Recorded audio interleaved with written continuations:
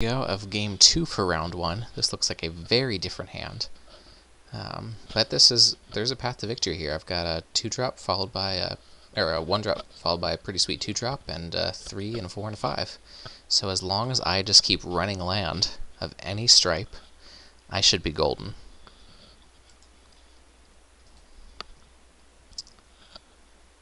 Alright, so he does manage to get his land in. Okay, that's not a land, but that's okay.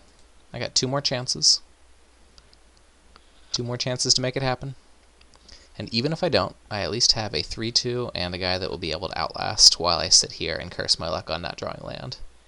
And he will need to outlast because he's got to get through that parapet. Okay, so I drew my land.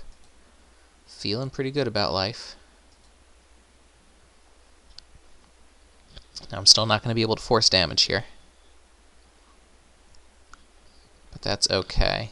Next turn I get Falconer. And then once I outlast him, that I can get both of those guys flying. Not that the Ancestors flying is going to do a whole lot. But then after that, I get to get, what, Lifelink? Yeah, Lifelink and flying is a pretty sweet combination. Okay, Suspension Field on the Ancestor, really. I think most people would have... Or wait. Yeah, 3 toughness or greater, that was his only target. Okay, never mind. I read the cards, I promise. Okay, well there's no real point in swinging into that. Not even gonna bluff. Just gonna play my Falconer into my Battle Priest, and if I can get another white mana, then I should be able to outlast them both at the same time. And then they will both be flying Lifelinkers, and life will be good. Alright, 3-2, that's respectable. Or I'm sorry, 2-3. Pearl Link, man, I'm just going to give into it, guys.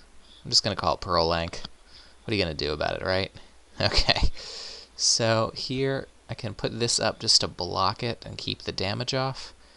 Or I can go here to start getting my Outlast going. I think that I probably want to go the responsible long-term route here. And just get this down so I can start to outlast it. If I get double white, I can double outlast and be in business. If I get really something of any stripe, then I can outlast and still play. Oh no, I really would have to get another white to be able to play the Kieran, huh? Okay, well he'll get me in the air for 2, which is okay. Come on, planes. Is it there? Do I see it? Oh, kill shot. Well, I could save kill shot for that, or I could save it for this. Or I can just use my mana efficiently and get this out. I think that's what I'll do for now. I'll put this up. I'll see if he's trying to bluff. And then hopefully I get another white source. Okay, still at 18. Got plenty of time, a lot of potential. Alright, so he's got an Outlaster. Actually, he's got 2 Outlasters. Okay, so now that's a first strike. We need to keep that in mind since he's got the Bondkin. Bitter Revelation could actually get me into some land here, which might be nice. I think that I'm going to do that. I'm going to Bitter Revelation, try to get myself a Plains, because I do need to work myself toward a Pearl Link. Just going to go for it. And that's going to be that. We also know that he didn't have anything to bluff with that turn. I've got white and blue. Yeah, I think this is what we want here. We want the land. Alright, you guys go into the yard. I will play Plains and outlast this guy to give flying to everybody. So now I've got a couple of flyers.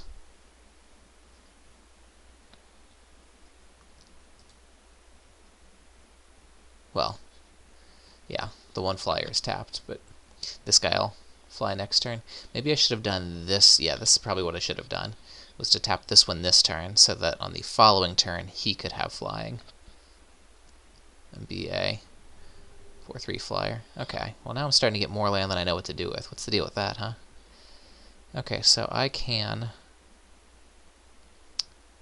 1, 2, 3, 4, 5. I can get my swarm of bloodflies up and play an untapped land. But I kind of want to hit my 7th land, so I'm going to play this in tapped as such. Get myself a life. Outlast here. So now I've got a flying life linking 3/4. And so I can attack him with that, get myself some life, save for a kill shot. Okay. And this is what I will do. I will also attack with my Vigilance guy, just because it makes him block there. So I get my 6-point life swing, and assuming that he gets a 5th land, I will kill shot the morph. If he doesn't, I'll probably kill shot just whatever comes in just to use the mana. I've got so much to do that it's not a huge deal if I lose the kill shot to something that's a little subpar. Alright, so he's got himself a 4/3 first striker now, which might be the kind of thing that I'd want to kill shot. Black and a green. What are we doing? Savage Punch, huh? Well,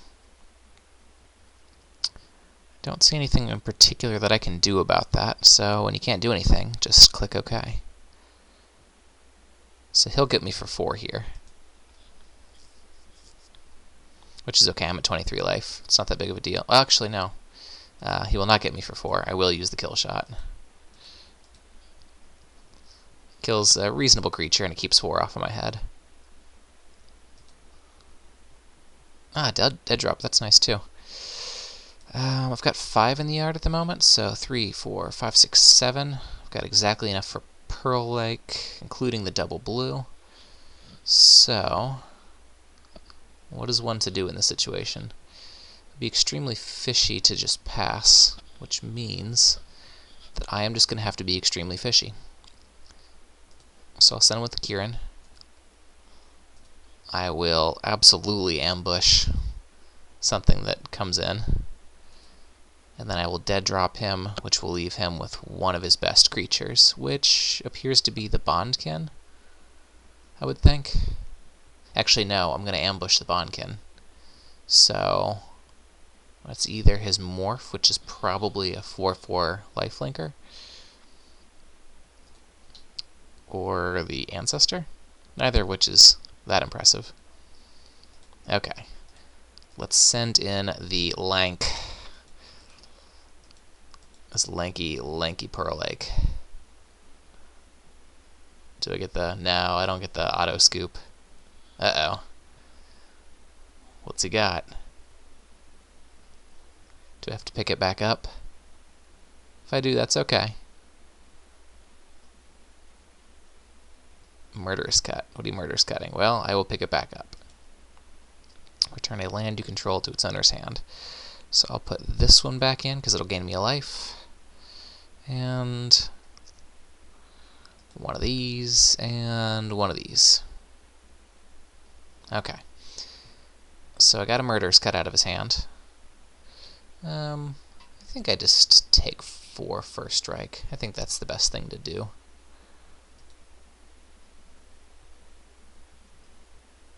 Because I'm still at 19. What's he going to do? Okay, so I can smite the monstrous here, which is pretty cool. So I'm just going to smite it now. Get this thing out of the way. Do it like that. 4/3. Still can't get through exactly. So I will play the Plains to outlast it since it's not really doing much else. And I do all of this pre-combat because he has no untapped mana. So I can play like a noob and not get punished for it. Alright, so next turn, Tranquil Cove. So I'll be able to get up Pearl Lake the turn after, and on that turn I can probably Swarm and Dead Drop, because I've got 6 in the yard, so Dead Drop costs 4. Now I need 9. I can still... I mean, Dead Drop's okay, it's not spectacular yet. Okay, so 1, 2, 3, 4, 5. I could have 6. So 5. I really would need to remove all of them. So since that's not going to happen, he's got 3. He can't flip anything that's that good off of the morph. So I'm going to attack through with everybody. Well, no, just these 2. I'll leave back the chief just in case he's got something there that could flip over. Okay, so he lets that go, which is excellent because now I can dead drop for value. What do I need? I guess it doesn't really matter. 1, 2, 3, 4, 5. Another 6. Yeah, I've got plenty. Okay, so I'll dead drop to get rid of the rest of his stuff, which might force a concession.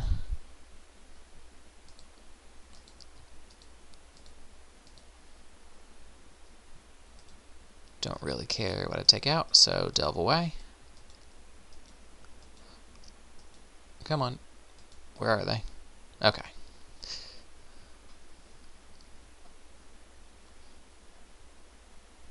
Well, this has certainly been an unorthodox first round. And if I lose this one, I will eat my hat. Not that you guys would be able to see me eat my hat, but I will do it. Given it is a yarmulke, it is a very small hat, and so it's not really as impressive as if like I was a cowboy or something like that, and I ate this really big 10-gallon hat. Okay, so I can bell strike that if I want to. 1, 2, 3, 4, 5, 6, 7. Or I could just Pearl Lake. This guy doesn't fly, but he may as well. So, I guess everybody attacks through that, right? Or I can Singing Bell Strike and Swarm of Bloodflies in the same turn. That seems more responsible. Okay. So we'll play that game. Just use this to tap his guy down. And get through a ton of damage. I don't think it's lethal yet. 5, 6, 7, 8, 9, 10. No, it's awfully close though. And I don't have to worry about... Okay, so he gives it to me. I mean, I probably shouldn't have played the Blood Swarm. I probably should have just held on to it just in case he had the Wrath. But even if he did, I've got Pearl Lake, which never dies. So, I got that match. I'll return to details and wait for my next one. See you guys for round 2. This is Pastor Dustin recording for TeamNerdChurch.com. Alright, looks like that next round's starting soon. Something that is worth noting, I am the only deck that went 2-0, so that means that none of these decks are just absolute blowouts, is at least what I'm hoping that this means. Z-Man looks like he has dropped out. I wonder if that's the actual Z-Man of Z-Man games, because if it is, I feel really bad about beating, because Z-Man makes some excellent board games. But anyway, time for everybody to take a stretch and then get themselves back into round 2.